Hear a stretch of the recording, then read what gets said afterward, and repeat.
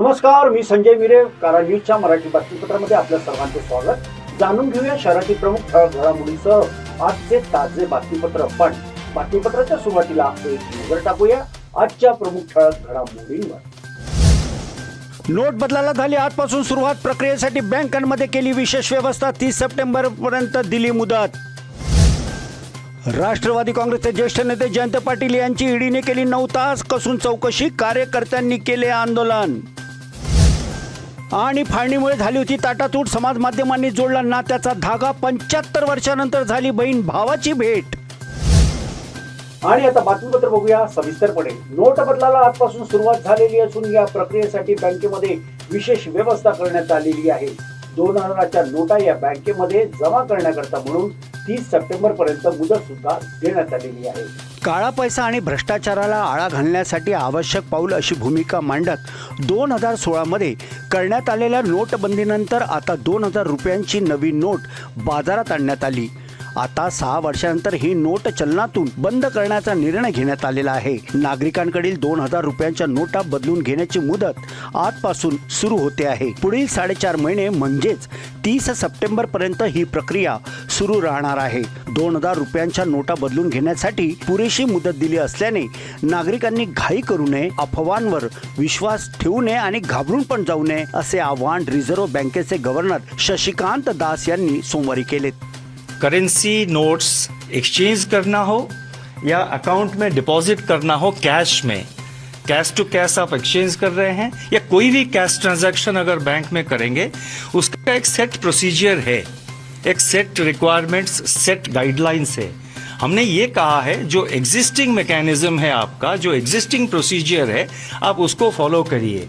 हमने कोई additional procedure नहीं लगाया है.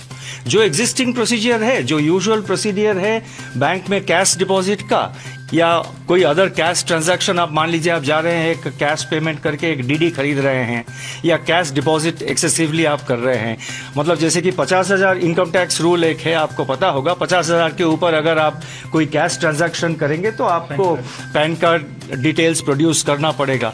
तो जो एग्जिस्टिंग रूल है वो तो अप्लाई करेगा. मात्र राष्ट्रवादी काँग्रेसचे नेते जयंत पाटील यांच्या संदर्भामध्ये जयंत पाटील यांची कसून 9 तास चौकशी करण्यात आलेली आहे आणि ILFS या घोटाळा प्रकरणी सुद्धा ही चौकशी करण्यात आलेली असून मात्र राष्ट्रवादी काँग्रेसचे कार्यकर्त्यांनी ईडी कार्यालयासमोर नारे निदर्शने केली. इन्फ्रास्ट्रक्चर लिजिंग अँड फायनान्शियल सर्व्हिसेस या कंपनीच्या कथित कर्ज घोटाळ्या प्रकरणी राष्ट्रवादी काँग्रेसचे नेते जयंत पाटील यांची सोमवारी सक्तवसुली संचालनालयाने सुमारे 9 तास चौकशी केली. रात्री 9:15 पर्यंत ईडीच्या अधिकाऱ्यांनी त्यांच्याकडून माहिती जाणून घेण्याचा प्रयत्न केला. ILFS या कंपनीच्या कर्ज घोटाळ्या प्रकरणी ईडीचा तपास सुरू आहे. याच घोटाळ्यात काही प्रकरणात ईडीला अधिक माहिती हवी आहे. त्यासाठी पाटील यांना 12 मे रोजी चौकशीसाठी उपस्थित राहण्याचे समन्स बजावलेले होते, परंतु वैयक्तिक व्यग्रतेमुळे त्यांनी 10 दिवसांची मुदत मागितली होती. त्यामुळे त्यांना 22 मे रोजी चौकशीसाठी उपस्थित राहण्याचे समन्स बजावले गेले. त्यानुसार ते चौकशीसाठी उपस्थित झाले. ILFS समूहाने कोहिनूर CTNL या टॉवरसाठी कर्ज दिले होते. या कर्जामध्ये BCR अँड असोसिएट्स व डेलॉइट हॉकिन्स अँड सेल्स या 2 लेखापरीक्षण संस्थांनी गैरव्यवहार केल्याचा ईडीला संशय आहे. या प्रकरणाची जयंत पाटील यांचा संबंध आहे वा नाही हे ईडीला तपासायचे आहे. त्यासाठीच त्यांनी पाटील यांना समन्स बजावले. भाऊ बहिणीचं नातं हे प्रेमाचं असतं, मात्र भाऊ बहीण हे चक्क 75 वर्षांनंतर यांची भेट झाली. त्यामुळे फाळणीनंतर भाऊ बहिणींची जी ताटातूट झाली होती ती समाज माध्यमांनी एक चांगला धागा निर्माण करीत त्यांना पुन्हा जोडण्यात आलेला आहे. 75 वर्षांनंतर झाली भाऊ बहिणीची भेट. देशाच्या फाळणी दरम्यान 75 वर्षापूर्वी विभक्त झालेल्या बहीण भावाची तब्बल 75 वर्षांनी ऐतिहासिक कर्तारपूर कॉरिडॉरमध्ये रविवारी पुनर्भेट झाली. अत्यंत हृदयस्पर्शी वातावरणात या दोघांचे कुटुंबही एकमेकांना भेटलेत. त्यावेळी सर्वांनाच अश्रू अनावर झाले होते. या दोघांच्या पुनर्भेटीमध्ये समाज माध्यमांनी महत्त्वाची भूमिका बजावली हे विशेष. या भावंडातील महेंद्र कौर या 81 वर्षाच्या असून त्या भारतामध्ये राहतात, तर त्यांचे भाऊ 78 वर्षीय शेख अब्दुल अजीज पाकव्याप्त काश्मीरमध्ये वास्तव्यास आहे. समाज माध्यमांवरील एका पोस्टमधून त्या दोघांना एकमेकांचा शोध लागला. असे वृत्त डॉनच्या पाकिस्तानी वृत्तपत्राने दिले आहे. फाळणी दरम्यान सरदार भजनसिंह यांची कुटुंबाची ताटातूट झाली. अजीज पाकव्याप्त काश्मीरमध्ये गेले तर बाकीचे कुटुंब भारतातच राहिले. अजीज यांना आपण दुरावलेल्या कुटुंबाला पुन्हा नक्की भेटू अशी दुर्दम्य आशा होती. दोघांच्या कुटुंबियांना समाज माध्यमावरील पोस्टवरून एकमेकांची माहिती मिळाली. हे दोघं फाळणी दरम्यान दुरावलेले बहीण भाऊ असल्याचे स्पष्ट झाले. त्यानंतर दोघांच्या कुटुंबियांनी एकमेकाशी संपर्क साधून करतारपूर कॉरिडॉरमध्ये भेटण्याचा निर्णय घेतला आणि अखेर 75 वर्षानंतर झाली होती ही बहीण भावाची भेट. भारताला 2023 साठी G20चे यजमानपद मिळालेले असून G20 हे काश्मीरच्या नवनिर्माणाची सुवर्ण संधी म्हणून याकडे पूर्ण विश्व बघतात आहे आणि जम्मू काश्मीरमध्ये या संदर्भामध्ये बैठका सुद्धा सुरू आहे. भारताला 2023 साठी G20चे यजमानपद मिळाले आहे. यातील बैठका जम्मू काश्मीरच्या श्रीनगरमध्ये सुद्धा 22 मे पासून होत आहे. केंद्र सरकारने 370 कलम हटविल्यानंतर जम्मू काश्मीरमधील परिस्थिती बदलत आहे. पर्यटन विकासाच्या भरारीसाठी काश्मीर पुन्हा नव्याने सज्ज होत आहे. तसेच भारत आपली मते काश्मीरमध्ये लादत असल्याचा कांगावा पाकिस्तानने कायम ठेवला आहे. पाकिस्तानचा कांगावा निराधार असून काश्मीर भारताचा अविभाज्य भाग असल्याचे जगाला दाखविण्याची संधी म्हणून भारत या बैठकीकडे बघत आहे. G20 काश्मीरच्या नवनिर्माणाची ही सुवर्ण संधी आहे असे म्हटल्यास वावगे ठरू नये. संजय मिरे, कारण न्यूज, नागपूर. चंद्रपूरच्या शासकीय रुग्णालयामध्ये चक्क एका आरोपीने पोलिसाला झाडून बदलले. रुग्णालयात कैद्याकडून पोलिसाला झालेली ही मारहाण याचा व्हिडिओ मोठ्या प्रमाणामध्ये व्हायरल होतो आहे. मागील आठवड्यात कैद्याला उपचारासाठी शासकीय रुग्णालयात घेऊन गेलेल्या पोलिसांसोबत मारहाणीचा प्रकार घडल्याचा एक व्हिडिओ व्हायरल झाला आहे. कैद्याने रुग्णालयातील झाडू उचलला आणि पोलिसाला बदललेत. रुग्णालयातील कर्मचाऱ्यांनी हस्तक्षेप करून पोलिसाला सोडविल्याचा सदर व्हिडिओ आहे. चंद्रपूर जिल्हा कारागृहात गेल्या अनेक महिन्यांपासून एक कैदी आहे. त्याचे मानसिक संतुलन बिघडले असे असल्याचे समजते. 16 मे रोजी कैद्याची प्रकृती खालावली होती. पोलीस कर्मचाऱ्यांनी त्याला जिल्हा शासकीय रुग्णालयात उपचारासाठी नेले. मात्र ज्या पोलीस कर्मचाऱ्यांनी त्याला रुग्णालयात नेले तो पोलीस स्वतः धुंदीत असल्याचे सांगण्यात आले आहे. दरम्यान कैद्याचे अचानक मानसिक संतुलन बिघडले. त्याने रुग्णालयामध्ये पडलेला झाडू उचलला आणि डॉक्टर, नर्स आणि कर्मचाऱ्यांसमोरच पोलीस कर्मचाऱ्याला मारहाण करण्यास सुरुवात केली. अशा परिस्थितीत रुग्णालयातील कर्मचारी बचाव करताना दिसत आहेत.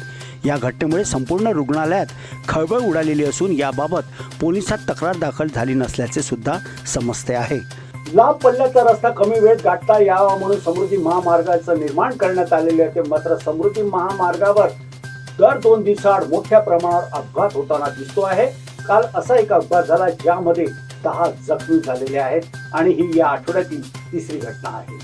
समृद्धीवर झाले 2 अपघात, 10 जखमी. महामार्गावरील 3 दिवसात झाल्या या 2 मोठ्या घटना.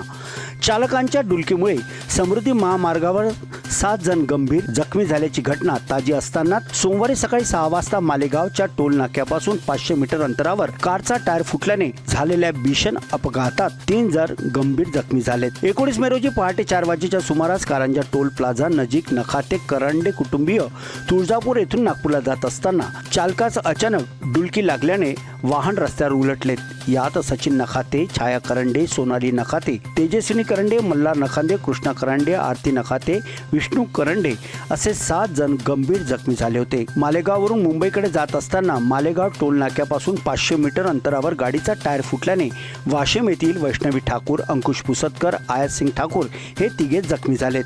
त्यांना रुग्णवाहिका चालक राहुल सांगळे व डॉक्टर दीपक पाटील यांनी मदत करून वाशिम येथील रुग्णालयात उपचारासाठी दाखल केलेत. समृद्धी महामार्गावर सातत्याने अपघात होत असल्याने वाहनांच्या वेगावर आळा घालण्यासाठी उपाययोजना व कार्यवाही करण्यात यावी अशी मागणी आता समाज माध्यमातून होते आहे. कर्नाटक विधानसभामुळे आता निवडणुका सुद्धा ह्या लांबणीवर पडण्याची शक्यता राष्ट्रवादी काँग्रेसचे सुप्रीमो शरद पवार यांनी वर्तविली आहे. त्यामुळे राजकीय चर्चांना आता उधाण आलेलं आहे. कर्नाटक विधानसभा निवडणुकीतील निकालामुळे आगामी निवडणुका लांबणीवर पडण्याची शक्यता आहे असा अंदाज राष्ट्रवादी काँग्रेसचे अध्यक्ष शरद पवार यांनी व्यक्त केले आहे. राज्यातील आगामी निवडणुका महाविकास आघाडी म्हणून आम्ही एकत्रित लढविणार आहोत असेही पवार यांनी स्पष्ट केले. महाविकास आघाडीतील जागा वाटप, नोटाबंदी, ईडीची कारवाई आणि तपास यंत्रणांचा गैरवापर आदीबाबत पत्रकारांशी संवाद साधताना आगामी लोकसभा आणि विधानसभा निवडणुकीच्या पार्श्वभूमीवर महाविकास आघाडीत जागा वाटपावरून तिन्ही पक्षांकडून दावे प्रतिदावे केले जात आहेत. आहे. मात्र महाविकास आघाडीतील जागा वाटासंदर्भात कोणतीही बैठक झालेली नाही. आगामी निवडणुका महाविकास आघाडी म्हणून एकत्रित लढण्याचे निश्चित झाले आहे. तिन्ही पक्षांचे नेते जागा वाटपांच्या संदर्भात चर्चा करणार आहेत. त्यामध्ये काही अडचणी झाल्यास शिवसेनेकडून उद्धव ठाकरे, शरद पवार आणि काँग्रेसकडून मल्लिकार्जुन खरगे चर्चा करतील. आगामी होणाऱ्या निवडणुकीमध्ये भारतीय जनता पार्टीला चारीकोणी चित करण्याकरता म्हणून महाविकास आघाडीची वज्रमुठी पुढे सरसावलेली आहे. मात्र जागा वाटपावरून अद्यापही त्यांच्यामध्ये कुठलाही ताळमेळ बसलेला नाही. यातच राष्ट्रवादी काँग्रेसचे अजित पवार यांनी असे काही वक्तव्य केले की जेणेकरून राष्ट्रीय काँग्रेसचे प्रदेशाध्यक्ष नाना पटोले यांनी नाराजी व्यक्त केली होती आणि यानंतर राज्याचे काँग्रेसचे माजी मुख्यमंत्री पृथ्वीराज चव्हाण यांनी सुद्धा नाराजी व्यक्त केली आहे. आपल्या एकुलत्या एक मुलाच्या अपघाती निधनानंतर त्याचे अवयव दान एका मातेने केलेले आहे. चेन्नईमध्ये फुफ्फुस आणि हृदय याचं प्रत्यारोपणाची प्रक्रिया सुरू आहे. ही घटना नागपूर येथील आहे. पितृछत्र हरविल्यानंतर आईचं आयुष्य काढणाऱ्या 12वीतील विद्यार्थ्याच्या मृत्यूने कुटुंबावर दुःखाचा डोंगर कोसळला असतानाही त्याच्या आईने अवयवदानाचा निर्णय घेतला आणि 5 जणांना नवीन आयुष्य मिळाले. हेमाशिष उपाख्य आर्यन सुनील बनकर असे या विद्यार्थ्याचे नाव आहे. तो 18 वर्षाचा होता. खापरखेड्यानजीक भानेगाव येथे राहणाऱ्या हेमाशिषने नुकतीच 12वीची परीक्षा उत्तीर्ण केली होती. त्यामुळे घरात आनंदाचे वातावरण असतानाच काळाने घाला घातला आणि हेमाशिषला पुढे एनडीएमध्ये जायचे होते. मात्र 19 मे रोजी रात्री झालेल्या अपघाताने त्याच्या स्वप्नांचाही चुराडा झाला. 8 वर्षापूर्वी त्याच्या वडिलांचे निधन झाले होते. त्यामुळे तो व त्याची आई रीता हे एकमेकांचा आधार होते. 19 तारखेला मोटरसायकल अपघातून त्याच्या डोक्याला गंभीर इजा झाली. त्याला उपचारासाठी लगेच LS6 रुग्णालयात दाखल करण्यात आले. तेथे त्याच्यावर शस्त्रक्रिया करण्यात आली. मात्र 3 दिवसांच्या उपचारांना प्रतिसाद मिळत नसल्याने डॉक्टर निलेश अग्रवाल आणि डॉक्टर आदित्य अटल या सर्वांनी आईला अवयव दानाचे महत्त्व समजून सांगितल्यावर फुफ्फुस, हृदय, यकृत दोन्ही किडण्या व नेत्रदानाला त्यांनी संमती दिली. आपला मुलगा अतिशय मनमिळाऊ होता असेही त्याची आई म्हणाली. या निमित्ताने तो अन्य कुणाच्या तरी शरीरात जिवंत राहील असे त्या मातेने सांगितले. झोनल ट्रान्सप्लांट कोऑर्डिनेशन कमिटी या अवयवदानाविषयी देशभर संदेश दिला. त्यानुसार त्याचे हृदय चेन्नई येथे एका 26 वर्षीय तरुणांसाठी तर दोन्ही फुफ्फुस चेन्नई येथे एकाच 59 वर्षाच्या महिलेसाठी पाठविण्यात आले. तर यकृताचे प्रत्यारोपण LS6 मध्ये 24 वर्षीय तरुणावर करण्यात आले. एक किडनी याच रुग्णालयात 51 वर्षीय पुरुषाला देण्यात आली. एकूणच सांगायचं झाल्यास आई ही ममतेचा सागर असते. मुलगा जरी गेला मात्र मुलाचे अवयवदान या मातेने केले आहे. त्यामुळे समाज माध्यमांमध्ये सुद्धा त्यांचे कौतुक करण्यात येते आहे. अखिल भारतीय मराठी नाट्य परिषद मध्यवर्ती शाखा मुंबईच्या वतीने नागपूरचे नरेश गडेकर यांना उपाध्यक्ष या पदावर त्यांची नियुक्ती करण्यात आलेली आहे. त्यामुळे कार्यकर्त्यांनी छत्रपती श्री शिवाजी महाराज महाल येथे एकच जल्लोष केला आहे. प्रेक्षक बंधू नमस्कार. यावेळेला कारण न्यूजची टीम छत्रपती श्री शिवाजी महाराज चौकामध्ये आहे आणि या कार्यक्रमाचं एक मुख्य वैशिष्ट्य म्हणजे असं की अखिल भारतीय मराठी नाट्य परिषद मध्यवर्ती शाखा मुंबईच्या उपाध्यक्षपदी नागपूरचे नरेश गडेकर यांची नियुक्ती करण्यात आलेली आहे. आणि आज हा जो एक आनंद आहे हा व्यक्त करण्याकरता म्हणून नागपूर शहरातीलच नव्हे तर नागपूरच्या अनेक परिसरामधून मोठमोठ्या संख्येनं या ठिकाणी शुभचिंतक आणि मोठा चाहता वर्ग या ठिकाणी आलेला आहे. आपण बघू शकता, थोडं पॅन करा की सकाळपासूनच हे लोक या ठिकाणी आलेले आहे. आपल्या लाडक्या नरेश गडेकर यांचं स्वागत कर. सर्वांच्या चेहऱ्यावर एक सुखद अनुभव आणि टाळ्यांचा गजर या सुद्धा या ठिकाणी दिसतो आहे. तर आपण काही इथले जे मान्यवर आहे त्यांच्याशी आपण बातचीत करूया. सर्वप्रथम आपण जाऊया ज्यांना उपाध्यक्ष पद हे जे देण्यात आलेलं आहे असे नागपूरचे श्री नरेश गडेकर यांना आपण विचारूया. गडेकर साहेब, ज्या पद्धतीनं आज आपली ही जी अखिल भारतीय मराठी नाट्य परिषदाच्या मध्यवर्ती शाखेच्या मुंबई या ठिकाणी जी उपाध्यक्षपदी जी निवड झालेली आहे, कसं वाटतं तुम्हाला? विदर्भाचा हा सन्मान आहे असं मला वाटतं. हा माझा नसून आमच्या विदर्भाचा सन्मान आहे नव्हे, हा महाराष्ट्राचा सन्मान आहे. कारण नागपूर किंवा विदर्भ या पातळीवर नाही तर महाराष्ट्र पातळी आणि देशभराच्या पातळीवर आम्हाला नाट्य परिषदेच्या माध्यमानं काम करायचं आहे. अखिल भारतीय मराठी नाट्य परिषद मध्यवर्ती मुंबई 125 वर्षाची परंपरा असलेली आमची ही संस्था आहे आणि या संस्थेमध्ये काम करण्यासाठी संधी मिळणं हे मी माझं भाग्य समजतो.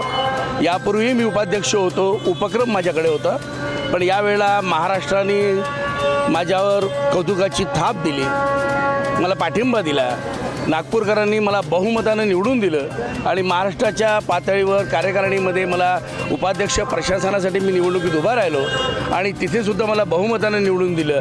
हा माझा आनंद आहे आणि मला नाट्य परिषदेच्या माध्यमानं या रंगभूमीची सेवा करायला मिळणार आहे याचा मला विशेष आनंद होतो आहे.